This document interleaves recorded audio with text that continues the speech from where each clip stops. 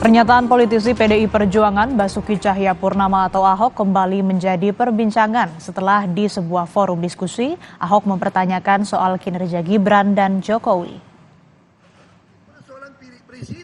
Dari rekaman video yang viral di media sosial, awalnya Ahok tengah berdiskusi dengan seorang perempuan yang mendukung Gibran di Pilpres. Ahok lalu mempertanyakan bukti kinerja Gibran selama 2 tahun menjadi wali kota Solo. Tak hanya itu, Ahok juga turut menyinggung kinerja Jokowi. Tapi persoalan pilih presiden, kita tidak mau pilih orang yang ada bukti Gibran bisa kerja selama wali kota. Terus ibu kira Pak Jokowi juga bisa kerja? Kita tidak mau pilih orang yang emosional.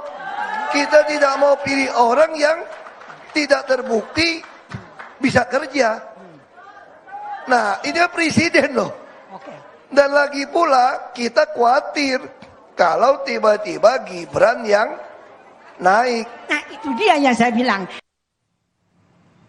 Wakil Ketua TKN Prabowo Gibran, Habibur Rahman mempersilahkan publik untuk memberi penilaian atas pernyataan Ahok soal Jokowi tidak bisa bekerja. Menurut Habibur Rahman, Ahok hanya bisa bikin gaduh dan seakan lupa karirnya sebagai politisi naik berkat Jokowi Efek pada Pilkada DKI 2012.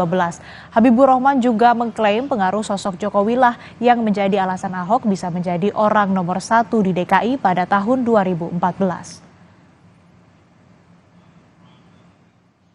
Kita mencatat Pak Ahok bisa maju di pentas perpolitikan nasional 2012 ya menjadi wakilnya Pak Jokowi.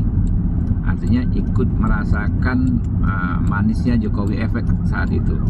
Kemudian juga 2014 Pak Ahok mencicipi kursi gubernur karena Pak Jokowi waktu itu kan menjadi presiden. Kalau menurut pendapat saya nih ya mungkin subjektif, Pak Ahok ini kan cuma bisanya kerja bikin gaduh. Ya, silakanlah masyarakat menilai sendiri.